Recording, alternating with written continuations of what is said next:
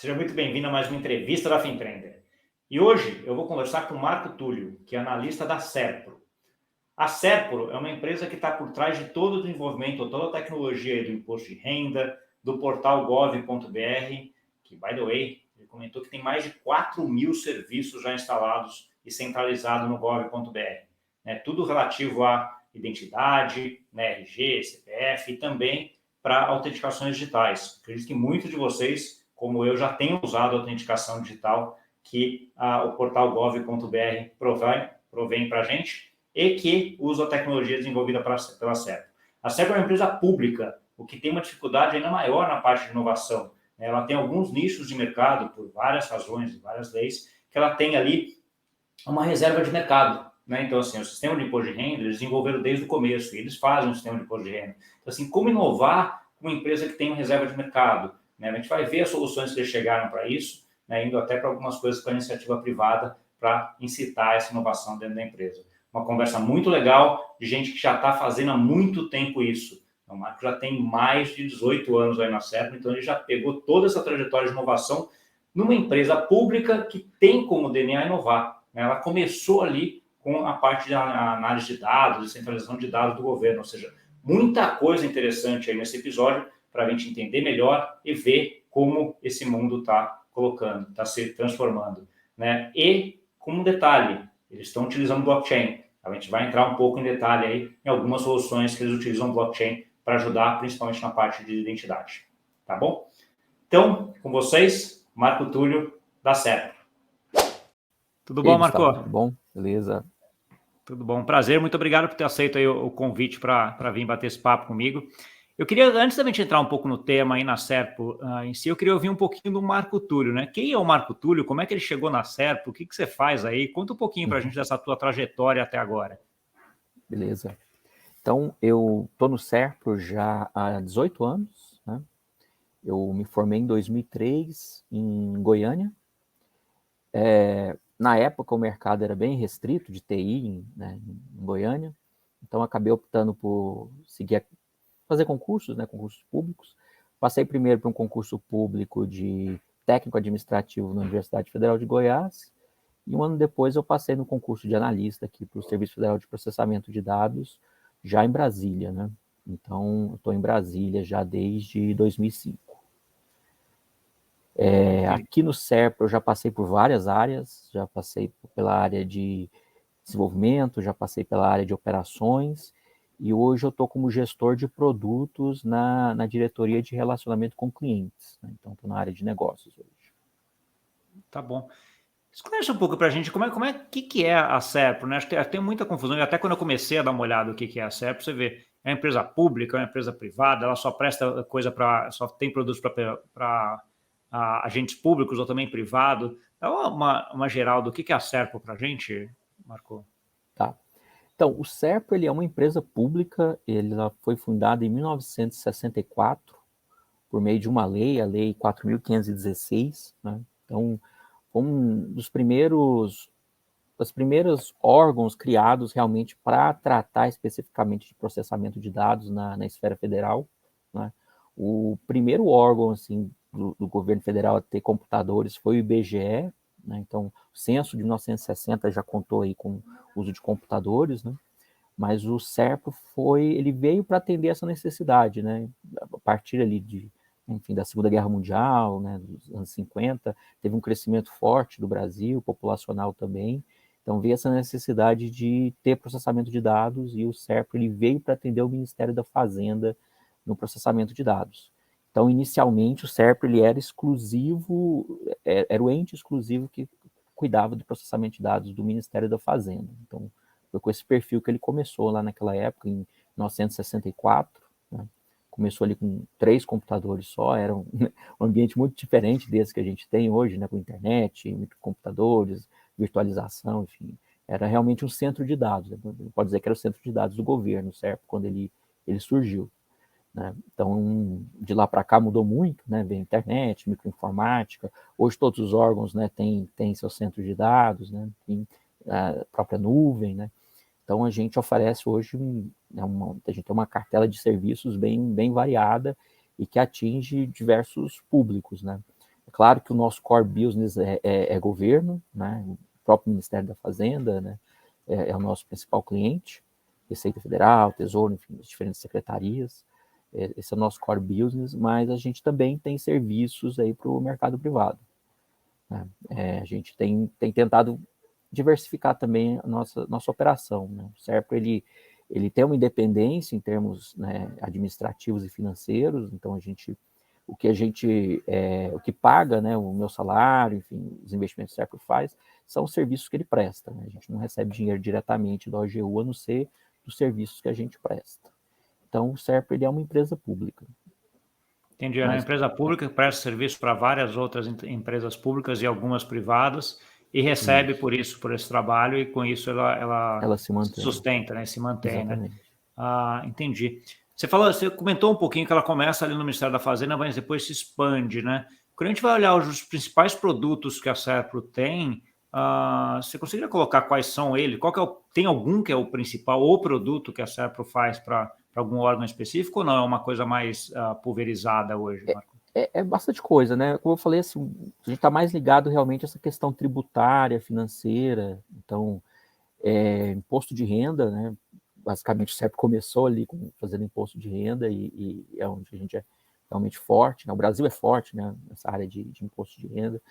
Mas a gente atende o Senatran, né, carteira de motorista, o próprio documento do veículo também é feito por nós, passaporte, agora a carteira nacional, né, de identidade. Então, sistema de comércio exterior. Então, é uma série de sistemas estruturantes do governo passam pelo Serpro. Então, a gente atende vários ministérios. Entendi. Quando a gente olha para a Serpro, olhando de fora, você vê que é uma empresa que ela nasce na parte de tecnologia, dentro de um setor público que precisa se modernizar também o tempo inteiro, né?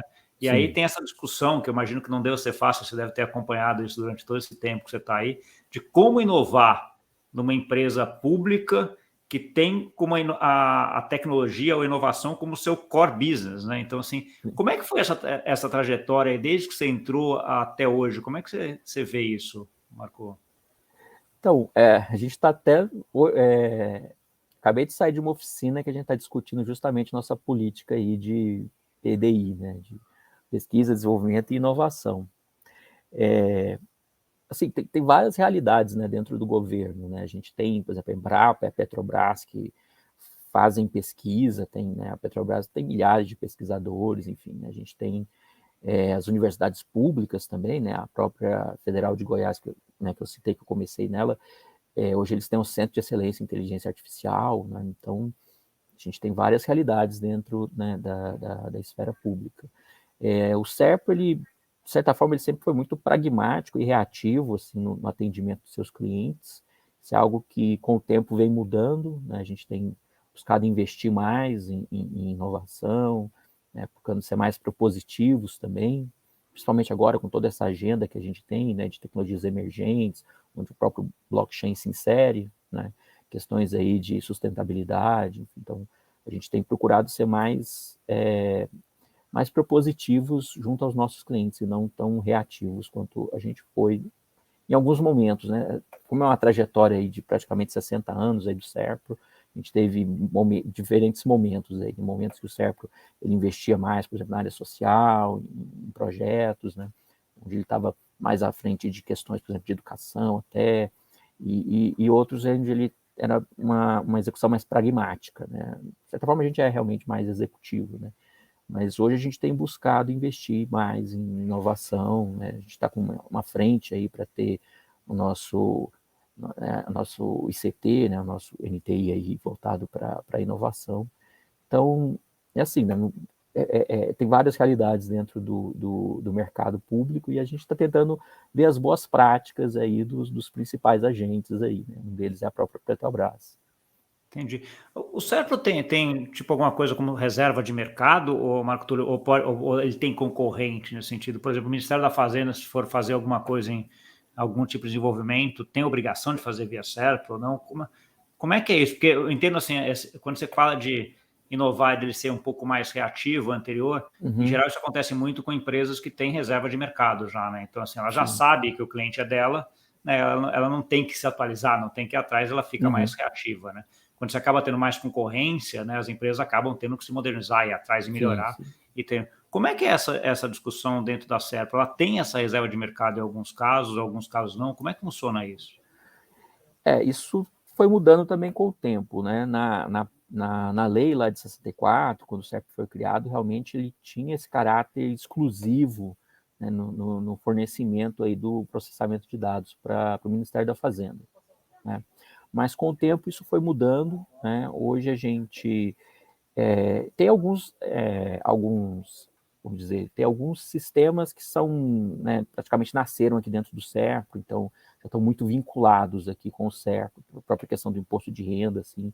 Então, realmente seria difícil até para um concorrente entrar, né? Mas depende muito do segmento, né? Eu diria que tem segmentos assim onde praticamente a gente não vai ter concorrência, tem outros segmentos onde a gente concorre até, enfim, com outras instituições do governo, né? Por exemplo, a gente tem a Dataprev, que ela, em alguns momentos, ela prestou serviço para alguns ministérios que hoje estão com a gente, e vice-versa, né? Então, tem essa, digamos, essa concorrência dentro de casa também. E como a gente tem procurado expandir, né, até para a gente não ficar tão dependente do OGU, a gente tem procurado também ter alguns braços no mercado privado, onde realmente a gente, né, concorre sem nenhuma exclusividade, né? O que a gente tem são algumas leis, né, que favorecem a contratação do SERPRO, por exemplo, mas não só o SERPRO, né, qualquer outra empresa pública, que nos facilita aí, principalmente para atender o mercado público, não apenas federal, mas também para estados, municípios, né? Então, o SERPRO ele tem uma diversidade muito grande de clientes, de soluções, né? Então, cada segmento, assim, tem que ser analisado, né, do ponto de vista, assim. Eu diria que dentro do Ministério da Fazenda, hoje, realmente, né, a gente praticamente teria essa exclusividade, mas depende muito também do tipo de solução, né? Tem soluções que, obviamente, a gente não vai conseguir concorrer né, com empresas aí no mercado multinacionais, enfim. Então, depende muito do segmento que a gente está tratando, né? Mas especificamente falando desses sistemas, dessas soluções, bases de governo também, né? A gente opera muitas bases de governo que realmente não teria como passar para iniciativa privada. Então depende muito realmente do segmento. Porque tem uma questão de sigilo de dados, de operação, etc., que é importante nesse caso, né? Então, tem alguns casos que faz todo sentido você ter essa divisão, essa certa exclusividade, Sim. Mas, ao mesmo tempo, é interessante ver essa parte de vocês também olharem a iniciativa privada, porque é da onde vai fazer vocês terem que se mexer mais, ser mais proativo nesse sentido, né? Menos reativo, como você começou, né? Porque ali você concorre exatamente. em par de igualdade. Então, você acaba ajustando a empresa para que você consiga ter os dois, né? Então, assim, não ficar lá acomodado na parte de coisa, né? Porque tem outro lado, mesmo que a parte de reserva de valor tem, e na minha opinião faz todo sentido por conta de todo o sigilo de dados que é necessário em alguns casos mesmo, né? Então, assim, Sim. acho que isso é importante. É interessante também que os próprios clientes, né, eles hoje demandam muito mais, né? Eles não querem uma solução muito básica, né? Principalmente falando da Receita Federal, muitas vezes eles já trazem, né, eles já discutem, né, a arquitetura com a gente, discutem soluções, né? Então, eles mesmos são propositivos no sentido de desafiar, né, a nossa capacidade. Então, é interessante isso também, né? A gente tem procurado buscar novos clientes dentro mesmo da esfera governamental, né? Por exemplo, promover hackathons, enfim. Então, a gente tem buscado realmente inovar dentro dos diferentes setores que a gente atua. Tá bom. Falando de você, Marco, onde você busca a inovação? No seguinte sentido, assim, onde você busca conhecimento para estar atualizado e para ir atrás e olhar assim, falar, ó, preciso aprender sobre, sei lá, blockchain, sobre inteligência artificial, sobre qual é a forma que você atua para buscar esse conhecimento? Então, falando do caso específico de blockchain, até assim curioso, porque eu participei de um projeto do ITS Rio, né, junto com uma startup. Na época eu estava auxiliando, né, essa startup como um community manager, e eu tive a oportunidade nesse projeto de fazer uma visita técnica ao MIT. Isso foi em 2016. Né? Então foi bem interessante que lá, enfim, né, a gente teve, né, como eles dizem, né, a gente bebeu de um hidrante lá, né, tivemos contato com várias tecnologias diferentes, e o pessoal estava muito empolgado com blockchain na época, lá, o pessoal do MIT, né, eles estavam com algumas iniciativas, né, começando ali, e eu não conhecia nada de blockchain na época, assim, já conhecia o Bitcoin, alguma coisa assim, mas do blockchain, né, e do uso de blockchain fora desse cenário de criptomoedas eu não conhecia, né, então foi onde eu tive esse primeiro contato, né, e pela própria empolgação deles, né, confesso que no dia eu nem entendi tanto assim o contexto, né, mas pela própria empolgação deles eu vi que era algo que valia a pena estudar, ir mais a fundo, né, e calhou de, na época, o CERPRO está promovendo ali uma espécie de concurso interno, né, de ideias, de projetos, e eu levei essa, né, não foi o único, né, teve outras pessoas também que proporam, mas eu propus um projeto aí na linha de blockchain na época, enfim, né, a gente começou ali, né, então foi ali, no finalzinho de 2016, mais ou menos, que a gente começou por meio desses projetos, acabou virando um projeto estratégico depois, né. Então, Sobre o que era esse projeto que você propôs, Marco? O que era? então, era justamente da gente começar a trabalhar o assunto de blockchain, né, evoluir no sentido de ter rede de governo, era algo bem nessa linha, né, uma proposição nessa linha, assim, né, que na época a gente ainda não tinha nenhum projeto, né, nenhuma iniciativa específica de blockchain, né. Então, Era um foi nessa embrião linha do ali que que, eu do que propus. veio a ser hoje o que vocês estão fazendo agora em relação a isso, né? Quando a gente vai olhar assim o blockchain, o que saiu na mídia que eu tive acesso e pesquisei um pouco, que é a parte que vocês estão entrando agora no uso de blockchain para um sistema que se chama de B-cadastro, né? Então, assim, comenta um pouquinho mais sobre o que é isso, qual que é a ideia dele, qual é a funcionalidade, qual é a solução que ele traz para a população de modo geral. Tá. Então, pegando até um pouquinho desse histórico, né? Lá, como eu falei, a gente começou ali no final de 2016, começo de 2017. 2017 a gente apresentou nossa primeira prova de conceito para os clientes do Serpro, né, que foi baseado no Tesouro Direto. Era um sistema ali, na verdade, a ideia do sistema era poder permitir que com um único cadastro você pudesse operar com várias corretoras, né, não ter um cadastro por corretora. Então, o que a gente apresentou ali em 2017. A gente já vinha conversando com, né, além do Tesouro, com a Receita Federal também. Inicialmente, a preocupação da Receita era mais com criptoativos, né, como o mercado em geral, né, evasão de divisas, etc. Mas depois a gente começou a discutir o uso em outros sistemas e tudo, né? E o B-Cadastros, ele é justamente uma solução que a Receita, ela, inclusive até uma portaria para isso, ela tem uma portaria que especifica o uso de blockchains para compartilhamento de dados, né, dados que não tenham sigilo, né, sigilo fiscal. Então, é isso que é o B-Cadastros, né? Ele é esse sistema de compartilhamento de bases da Receita Federal com outros órgãos públicos, utilizando tecnologia blockchain, no caso, na verdade, uma DLT, né, ela usa Hyperledger Fabric, essa solução, né, então é uma rede permissionada, é uma rede só realmente para quem contrata a solução, e quem pode contratar essa solução são órgãos públicos, e no caso são 6 bases, né, que essa rede ela disponibiliza. Cadastro de pessoa física, de pessoa jurídica, cadastro nacional de obras, atividade ativa da União, Simples Nacional, cadastro de atividade econômica de pessoa física. Então, são bases bem específicas aí da Receita que são compartilhadas. E aí o uso de blockchain entra aqui para quê? Qual que foi a grande vantagem da utilização de blockchain nisso, Marco? Então, aqui realmente é mais no sentido da confiabilidade, né, dessas informações, do controle de acesso, né? Então, as características que a Receita buscou nesse projeto específico foram mais realmente nesse sentido, né? Eram sistemas que a gente trabalha, por exemplo, muito com APIs, onde a gente tenta fazer algum controle do acesso, colocar algum controle também para evitar vazamento de dados, né? Se ocorrer um vazamento de dados, a gente conseguir identificar a origem, né? Então, existe muito essa preocupação com a segurança da informação, com essa informação ela está atualizada. Então, o uso, né, de DLT para esse projeto foi para atender esses requisitos aí da tecnologia, né? E ele é um sistema que hoje já está operacional e que já é bastante utilizado por esses órgãos. Sim, é um sistema que está operacional, né? A própria Carteira Nacional de Identidade, ela faz uso do B-Cadastro, né? No caso ali, a base de CPF, né? Mais especificamente, mas sim, já está operacional, né? Hoje a gente tem 3 sistemas, né, que são baseados aí em DLT, né, em blockchain, já em produção, né? Então, um deles é o B-Cadastro, outro é o B-Connect e o outro é o B-Compartilha. Todos são projetos da Receita Federal, né? São projetos da Receita que são operados e desenvolvidos pelo CERP. Entendi.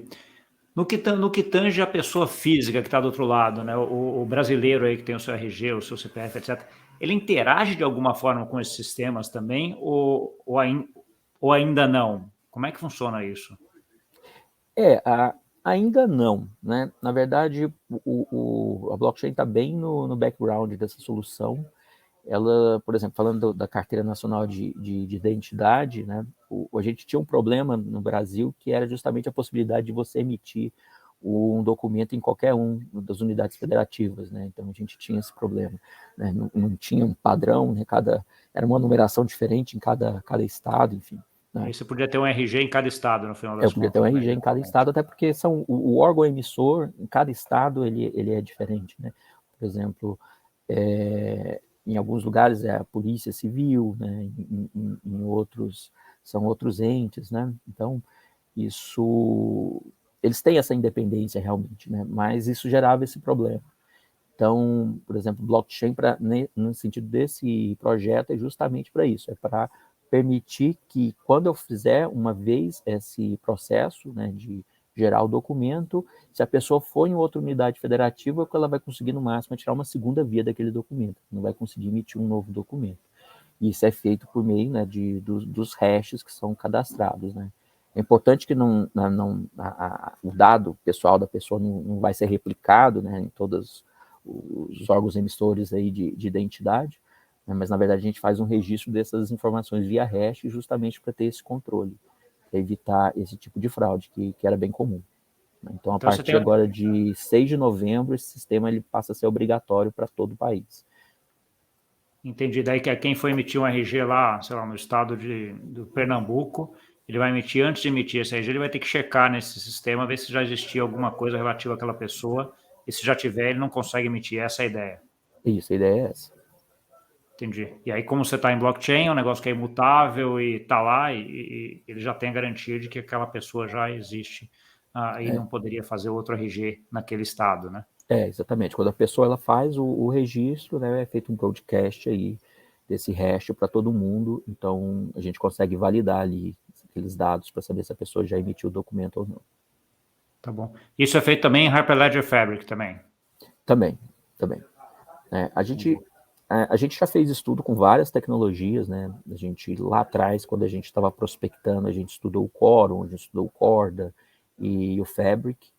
Para nós, naquele momento, né, como provedor de serviços de TI e tudo, fez mais sentido para a gente realmente optar pelo Fabric, né? Mas isso não impediu da gente também estudar outras, né? Lá atrás a gente estudou outras soluções, multi-chain, né? Enfim, outras soluções. A gente também estudou, né, mais recentemente o Wind, o Ares, né, da Hyperledger também, o Bezo, né, que hoje está sendo usado aí pelo Drex, pela RDB. Então a gente tem estudado várias tecnologias, feito POC com essas tecnologias, mas de fato assim, o que a gente mais domina hoje no Serpro é realmente o Fabric, que é uma solução que a gente conhece aí desde a versão 0.6, né? Então a gente já acompanha aí já há bastante tempo. Sim. Como é que foi a discussão para ir para uma rede de blockchain permissionária, ao invés de ir para uma rede de blockchain não permissionária, né? Um Ethereum, Bitcoin, Polkadot, qualquer um, ou umas Layer 2, Polygon, Arbitrum, qualquer coisa do coisa. Como é que foi essa discussão? Tipo, acho é melhor para o nosso projeto ter uma rede permissionária do que ir para uma rede não permissionária, Marco? Então, a gente tem que ver muito do ponto de vista dos nossos clientes, né? Então, nossos clientes são entes públicos, eles, muitas das vezes, eles têm o domínio total das soluções deles, né? Então, esse cenário de ir para uma rede pública, onde eles não vão ter o controle, muitas vezes isso gera uma barreira muito grande para a entrada de uma solução. Então, isso foi uma das coisas que a gente pesou, né?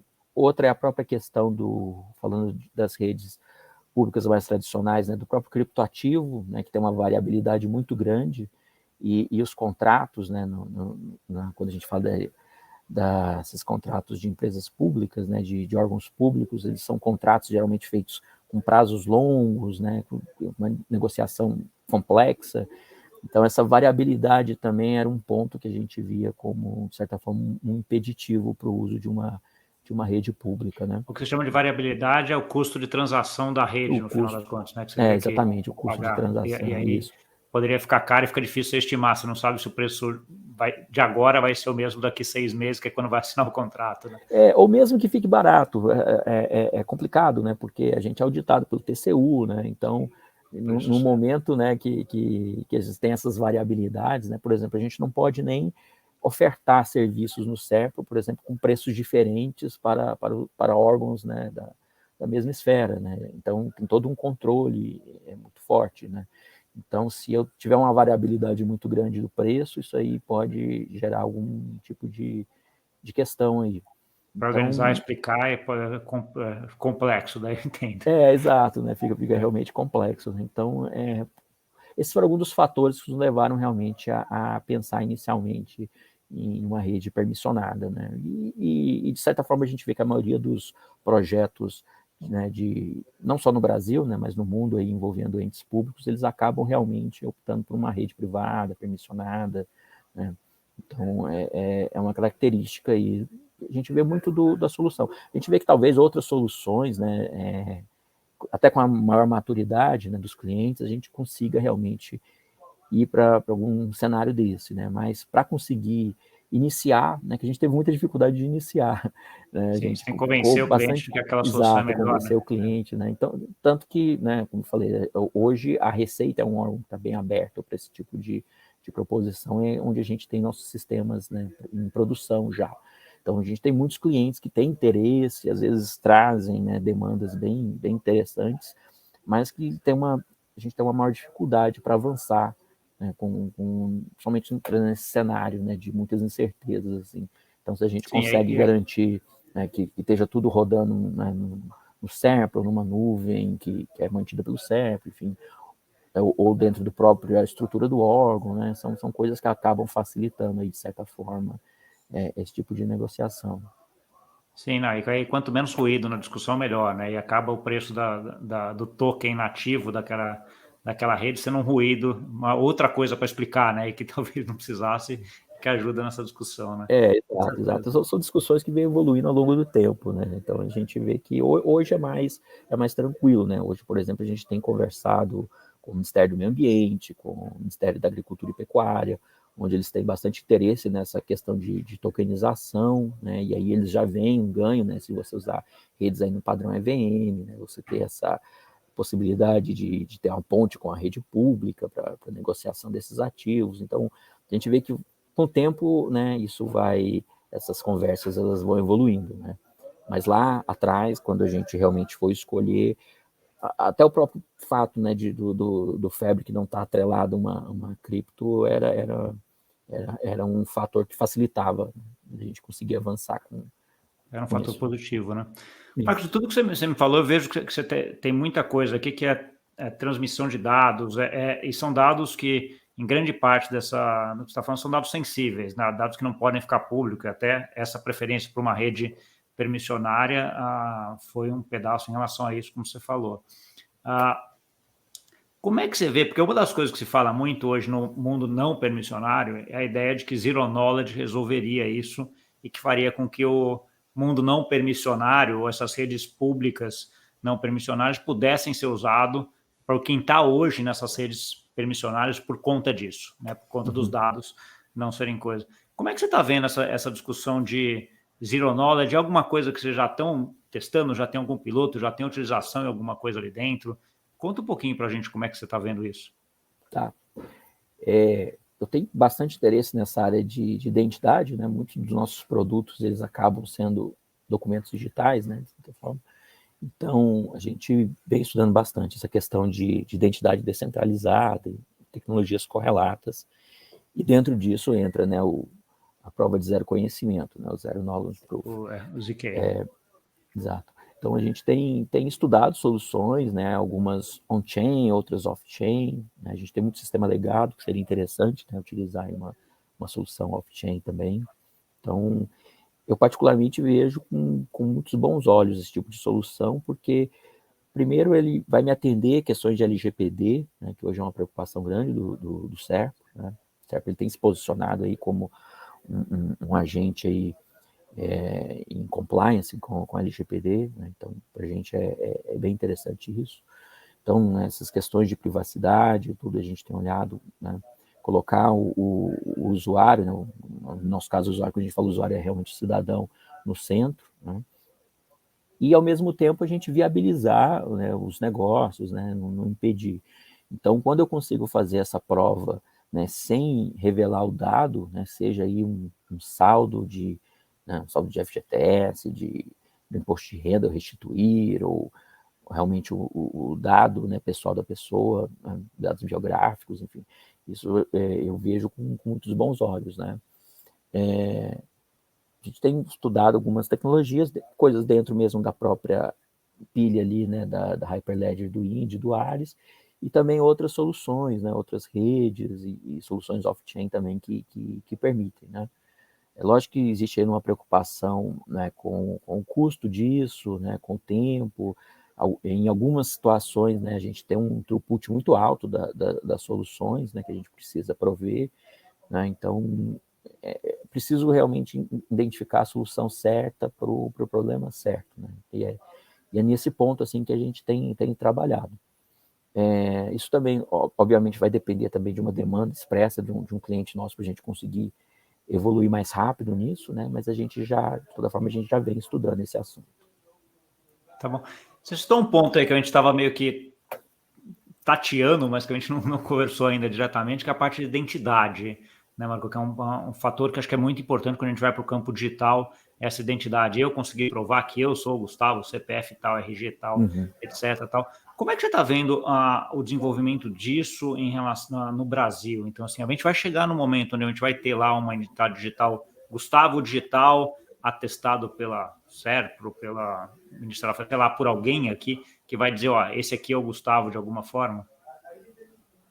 Sim, eu vejo que sim, né? A gente hoje, na verdade, a gente tem várias soluções para isso, né? Acho que o problema é a variabilidade, Que né, de fica muito soluções. disperso às vezes, né? Que você vê, você tem um aqui, outro Exato. ali, né? Mas você não tem um lugar que você fala assim, cara, qualquer pessoa que for lá, nesse lugar, vai ver que o Gustavo é o Gustavo, né? Isso, e é até complexo para a gente, porque a gente participa de muitas dessas soluções, né? Às vezes são clientes diferentes nossos aqui, né? Então, a gente tem o próprio modelo, né, de certificação digital, né, que já é juridicamente aceito, né, um certificado digital. A gente tem diferentes modelos, né? A gente pode estar com token, pode estar usando na nuvem. O próprio app hoje do GovBR permite fazer assinatura digital, né? Então, essa é uma solução, né? Infelizmente, é uma solução que ainda muitas vezes tem um custo alto, né? Falando principalmente do próprio certificado digital, né? Então, o eCNPJ, né, já é bem comum, né, para quem tem uma empresa operar com ele, mas para o uso da pessoa física realmente ainda não é tão comum, né? E a gente vê aí várias outras iniciativas, né? O próprio acesso Gov, né, o acesso do GovBR hoje, ele é uma identidade já bastante relevante, né? Dentro do GovBR, da plataforma GovBR, hoje a gente tem quase 5.000 serviços, né, públicos digitalizados. Então, a gente bateu ali 90% dos serviços públicos, né, digitalizados. Então, a gente tem um acesso, né, um single sign-on, viu acesso Gov a todos esses serviços, né? Isso aí já foi uma evolução muito grande, né? Porque antigamente você tinha um acesso diferente para cada um dos serviços, né? Você tinha o ECAC da Receita, né? Você tinha outros sistemas ali do INSS, enfim. E hoje, com o acesso Gov, você consegue acessar todos esses serviços né, por meio de uma única identidade, vamos dizer assim. Então, isso já foi né, uma grande evolução. O próprio app do GovBR hoje, ele tem uma carteira, né, onde eu consigo ter documentos ali. Então, hoje o documento de reservista, o documento da ANAC, ali, o seu prevê de piloto, a carteira de motorista, todos são documentos que você consegue ter dentro hoje do app do GovBR, né, da carteira do GovBR. Ainda a gente tem, né, de certa forma, um cenário de burocracia digital, né, de ter muitos apps, né, muitas soluções, mas eu vejo que isso vai acabar convergindo para a gente realmente ter aí uma solução, né, de carteira digital, onde todos esses documentos vão estar ali e vai facilitar bastante essa questão de me identificar, né, como pessoa, de apresentar esses dados, né, até combinando de diferentes documentos, aí até usando, né, o ZKP e tudo. Eu vejo que a gente vai acabar convergindo muito para isso e pensando assim, até no cenário internacional, eu imagino que a iniciativa na Europa, lá do EIDAS e tudo, vai ajudar bastante, assim como a própria questão da LGPD, né, veio muito da GDPR, eu vejo que quando o EIDAS estiver realmente operando e tudo, isso vai ser um incentivo para a gente também evoluir nesse sentido. Fazer. Uma curiosidade que eu tenho em relação a isso, assim, eu vi muito aí no Brasil, eu estou morando em Portugal agora aqui, né, Marco? Então, assim, aqui os sistemas são bem integrados, são integrados no que a gente chama do cartão cidadão, que é o equivalente ao RG do Brasil, aí, nosso brasileiro. Só que aí no Brasil, o grande centralizador que eu sempre usava era a carteira de motorista, né? Então, assim, você pegava uma carteira de motorista, começou a ter o CPF, começou a ter tudo nela, só que assim, a percentual da população que tem carteira de motorista é muito menor do que o que tem RG, do que tem CPF, né? Então, assim, é uma coisa que tá vendo para se mudar isso, para centralizar essa identidade de novo no RG, ou em algum lugar único só, que não seja a carteira de motorista, né? Que a pessoa às vezes nem tem. Isso... enfim, né, essas discussões de identidade no Brasil já tem muitos anos, né?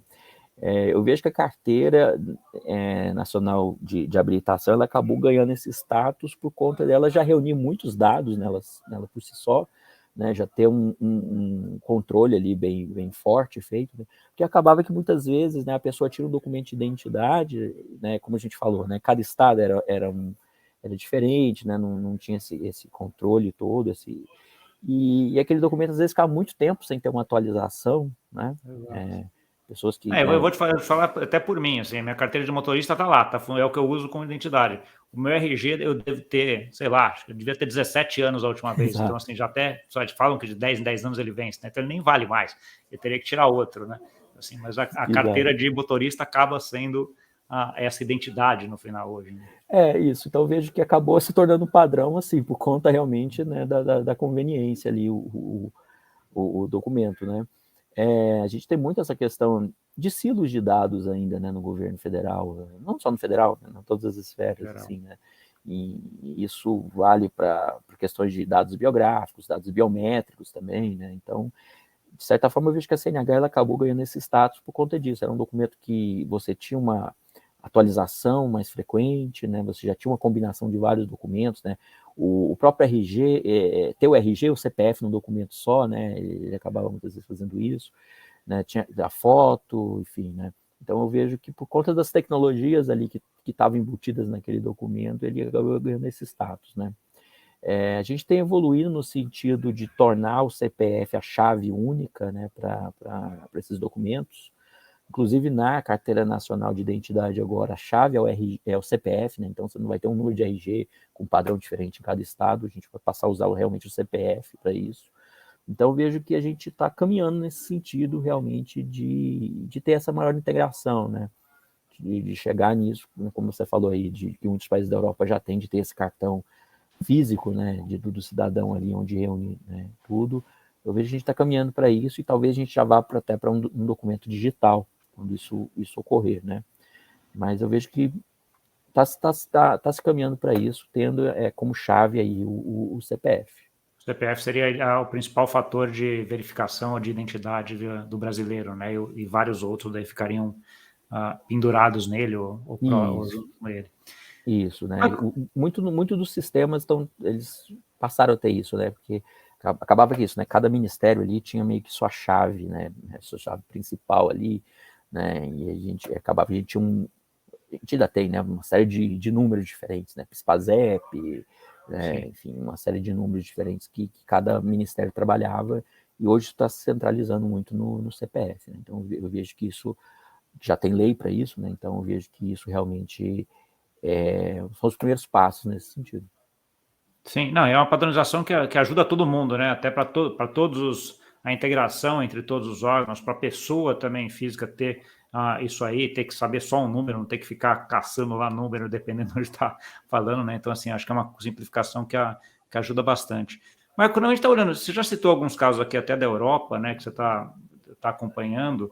Quando você está olhando essa parte de identidade, essa parte de, de tecnologia ou de utilização de blockchain para a identidade, como é que você está vendo o Brasil posicionado em relação ao resto, né? Então, assim, a gente está bem posicionado, a gente está indo no caminho que a gente está puxando o resto do mundo, ou a gente está aprendendo com o resto do mundo e colocando no Brasil? Como é que você está vendo essa discussão?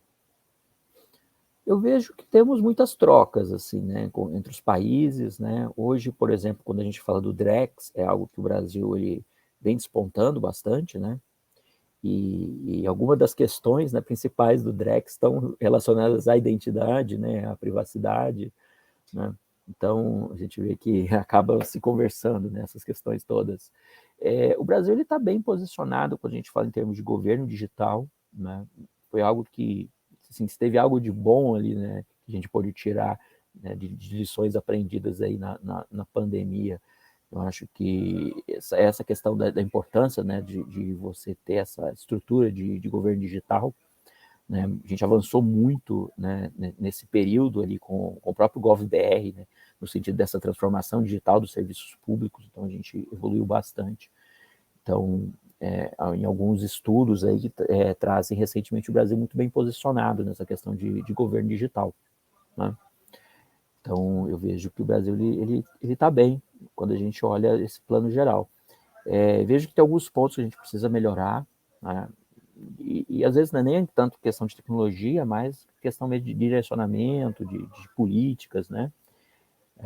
Como eu falei, a gente acaba tendo muitos projetos de identidade, né, que acabam evoluindo em paralelo, né? Talvez a gente conseguisse realmente centralizar isso, né, definir um projeto, né, principal aí para levar isso, conduzir isso, a gente conseguiria evoluir mais nesse sentido, né? Mas eu vejo que o Brasil ele hoje está bem posicionado. Ele está bem posicionado. A gente tem uma cobertura boa, né, em termos de acesso via dispositivos móveis, né, da população. Então, e a gente tem uma oferta grande já de serviços em formato digital. E o próprio Pix, o próprio Drex, eu vejo que isso vai puxar cada vez mais essa questão dessa digitalização, né, de negócios e tudo. Então eu vejo que a gente vai evoluir bem rápido nisso. Tá bom. Como é que você vê uma questão mais particular do Brasil, que é a parte da regionalização, né? Que você citou um pouquinho até na parte de emissão de documentos aqui, mas que a gente tem uma diferença muito grande entre utilização de tecnologias ou até de celulares em várias regiões do Brasil, né? Então, assim, obviamente, acho que você tem que trabalhar para 98% e depois cuidar daqueles dois ali que eventualmente nem vão conseguir fazer essa transição digital. Mas essa é uma discussão que aparece, Marco, nesses projetos, nessa implementação, ou é aquela discussão que fica, ok, vamos trabalhar com os 98% e os 2% ali que não conseguir, a gente vai ver depois como resolver? Não, são discussões que aparecem sim, né? Isso é uma preocupação, né? A gente não pode pensar num serviço público que seja, né, acessado só por parte da população, mesmo que seja a maior parte em alguns casos, né? E tem coisas muito curiosas assim no Brasil, né? Às vezes você tem, né, carência extrema de infraestrutura, né, de saneamento básico, mas você acaba tendo muito uso, né, de smartphones, né, de celulares, né? Até porque você tem inexistência de outros meios, né? A pessoa realmente ela acaba usando o próprio celular, né? A gente vê, por exemplo, o próprio Pix, ele tem muito uso em regiões, né, mais periféricas, até porque não tem a presença da agência bancária ali, né? Então a Não pessoa tem outra realmente ela precisa solução. de ter um canal digital por não ter um canal físico, né? Então, isso é levado, sim, em consideração, né? A gente tem que ter, né? A gente sabe que, né, é muito bom, né, o serviço digital quando ele está funcionando, mas a gente tem que ter um plano B, né? Por exemplo, é muito prático você ir lá e usar o cartão de crédito, né? Mas, apesar de ter uma disponibilidade muito boa, essas redes, em alguns momentos ele pode não estar disponível e você precisa ter um plano B, né? Então, a gente também tem que ter outros canais de atendimento aí, isso desde o início a gente prevê, né? É claro que existem, né, diferentes projetos, né, diferentes gestores de projetos, diferentes clientes, né? Então, isso é trabalhado de várias formas diferentes, mas, né, é sempre uma preocupação, né, em projetos aliados a políticas públicas, né, que a gente consiga chegar no número máximo aí de pessoas, né? Sim.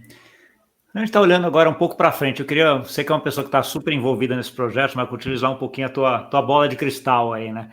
Como é que você veria, assim, daqui, sei lá, uns 10 anos, essa parte de identidade no Brasil? A gente teria uma wallet, uma carteira digital, onde a gente teria ali toda a parte de identidade nossa, já centralizada, num único lugar só. Você acha que é factível pensar numa coisa dessa daqui 5, 10 anos? Pensando, né, opinião pessoal aqui, eu acredito que é factível, né? Talvez para 10 anos, né? Talvez 5 anos eu não seria tão otimista, mas para 10 anos eu imagino que sim. Eu imagino que em 10 anos a gente vai ter uma mudança grande, assim, né? Em termos de digitalização, né? A gente tem visto isso em todas as indústrias, né? Cada vez mais o meio físico ele tem desaparecido, dando lugar aí aos serviços digitais. Né, e vejo que não vai ser diferente, né? Vejo que a gente andar com uma carteira física, com cartões físicos, isso vai ser cada vez mais raro, né? Vejo que isso vai estar realmente integrado ali numa wallet, né, dentro de um smartphone, algum outro dispositivo portátil aí que a gente vai estar trabalhando. Eu vejo que realmente a gente está caminhando para esse cenário, né? E para o governo não vai ser diferente. A gente também está caminhando para isso.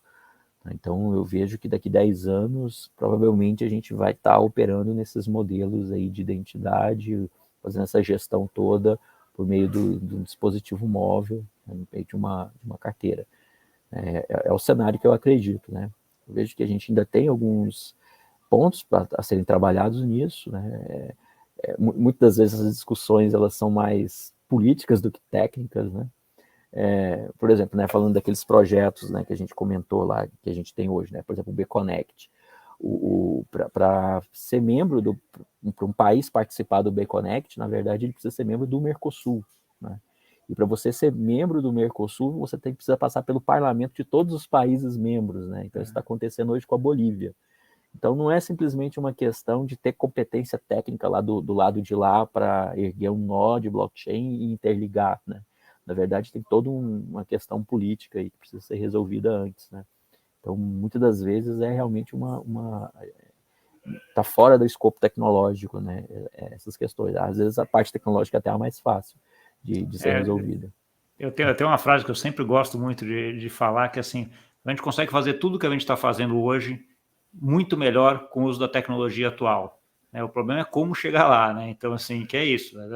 Às vezes a discussão é caso de uso, às vezes a discussão é política, às vezes a discussão é financeira, né? Você tem várias discussões para que você atualize o processo, né? E tudo que a gente está fazendo hoje para esse novo processo, para essa nova tecnologia, né? E a tecnologia que a gente está fazendo hoje, mesmo que a gente atualize, daqui 5 anos a gente tem que fazer outra atualização, porque ela já vai ter andado, porque se a gente fizer do jeito que a gente está fazendo hoje, já vai estar ultrapassado, já vai ter uma melhor ainda, né? Então, assim, essa constante mudança e adequação e os ajustes de todas essas bolas quadradas, vamos assim, que você tem que ajustar, é uma coisa importante da gente acompanhar aí e ver, né? Nem tudo é só tecnologia, né? Acho que esse é o teu ponto que é importante. Exatamente. Mas vendo-se do ponto de vista de planejamento estratégico do governo, né, atuação da Secretaria de Governo Digital, estratégia de governo digital, dos próprios clientes do SERP, eu vejo que tem uma inclinação realmente para a gente evoluir nesse sentido, né?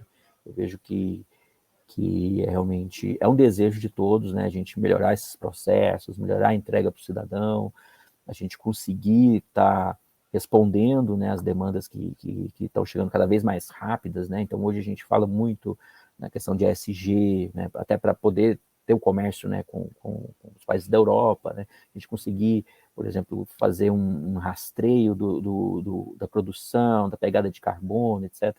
Então, a gente vê que isso já entrou, né, nas conversas com os clientes, eles já entendem, eles já estão inclinados para isso. Então, eu vejo que a tendência para os próximos anos é realmente a gente conseguir avançar mais nisso, conseguir implementar. Então, eu sou bem otimista, assim, né? Talvez não para 5 anos, acho que talvez 5 anos seja um espaço curto, mas para 10 anos eu vejo que a gente vai ter um cenário bem diferente. Tá ótimo. Obrigado, Marco. A gente está encaminhando agora para o final. Eu queria te deixar agora um espaço para você dar uma mensagem final aí para quem nos ouviu e também para deixar um contato aí onde as pessoas continuam essa conversa contigo. Tá ótimo.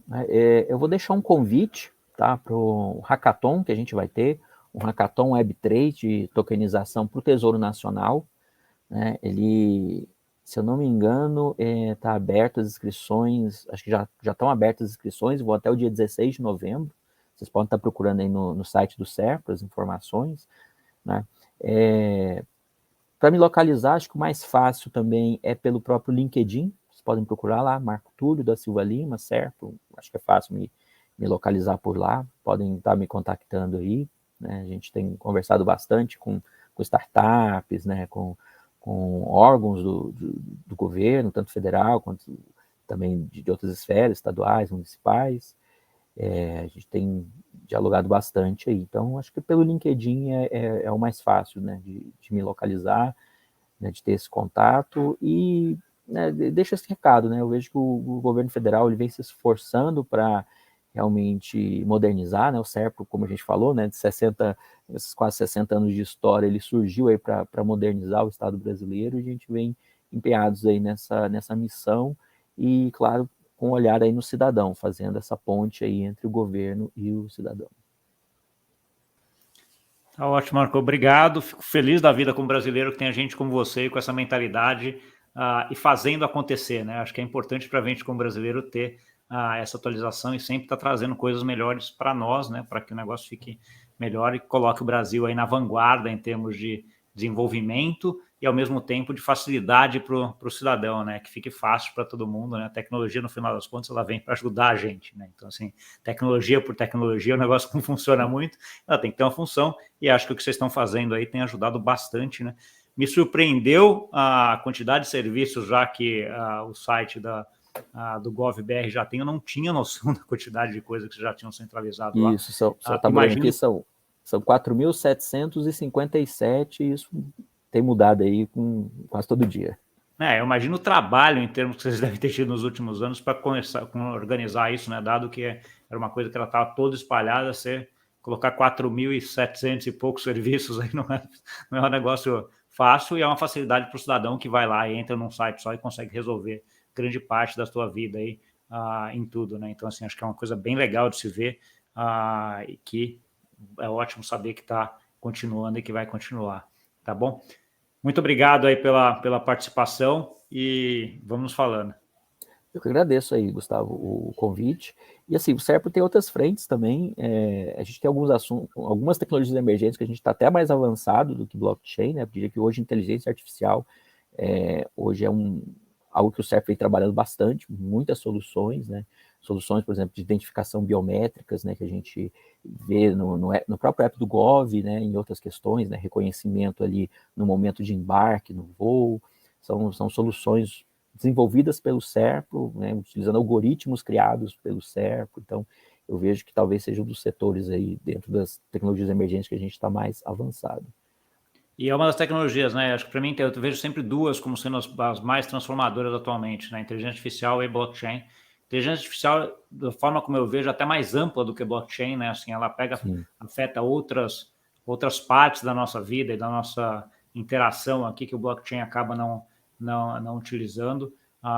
E é super importante, é super legal saber que vocês estão também bem a par em relação a isso, porque querendo ou não, a inteligência artificial ajuda muito também na parte de identidade, né, Marco? Sim. Então, assim, acho que são duas coisas que estão muito associadas, né? Então, assim, como é que eu, Gustavo, consigo fazer com que eu seja eu digital, né? A inteligência artificial ajuda isso e o blockchain ajuda na parte de tornar aquilo imutável, acessível e toda a outra discussão que ela leva, né? Então, elas juntas são muito poderosas, né? Sim, exatamente, né? Por exemplo, eu troquei de celular recentemente e não fiz o backup, preferi fazer uma instalação limpa e reinstalei os apps, né? Vários apps, inclusive os apps de governo. E eu consegui, né, fazer a minha identificação facial no app, para ele reconhecer que era eu, e fazer essa migração de um dispositivo para o outro. E funcionou bem, né? É suspeito para falar, né, solução da própria casa, mas funcionou bem, né? Eu fiquei feliz, né, como usuário, né, nesse sentido, de conseguir, né, fazer essa troca de dispositivo de forma bem rápida, bem prática, né? Então, e é justamente o que você falou, garantir ali que a pessoa ela mesma muitas das vezes é o principal dessas soluções, né? Preocupação maior que a gente precisa ter, né? Até pensando na própria questão da LGPD, né? Um dos direitos que a pessoa tem é acessar os próprios dados, mas será que a pessoa que está acessando é realmente quem diz ser, né? Essa é uma preocupação que a gente sempre tem, e o uso de inteligência artificial é algo que ajuda bastante nesse sentido. É ótimo. Já vai ficar aqui o convite para a gente voltar agora, daqui a um tempo, para a gente falar sobre isso, sobre essas novas tecnologias, inteligência artificial, etc. Que acho que é uma coisa que tem muita... é muito interessante ver também esse movimento. Acho que tem coisas muito interessantes sendo feitas, e ótimo saber que vocês estão a par aí, avançando em relação a isso também, que ajuda bastante, né? Ah, não, com certeza. Provavelmente um outro colega vai ter mais propriedade para falar, né, sobre IA, IoT, outros assuntos, mas fico feliz aí de levar o convite para eles. Tá, não, a gente vamos marcar, a gente vai tornar isso possível para frente aí, tá bom? Obrigadão, Marco. Nada, Gustavo. Obrigado aí pelo convite e até mais. Valeu. Para você que nos viu, muito obrigado pela audiência. Não esquece de dar o like, de compartilhar com aquele amigo que gosta desse assunto. Um brasileiro fazendo coisa para brasileiros, coisa muito interessante que vai ajudar muito a gente. Não é tecnologia por tecnologia, é uma consolidação de mais de 4.000 serviços do governo num único site, num único acesso, num único aplicativo, né, que facilita muito a vida da gente. Parece fácil de fazer? Quer dizer, eu acho que nem parece fácil de fazer, parece muito difícil, e é difícil mesmo, não é fácil fazer, né, mas está sendo feito, foi feito, né, então assim, ajuda muito a nossa vida, tá, então é isso. Muito obrigado pela audiência e até semana que vem. Tchau, tchau.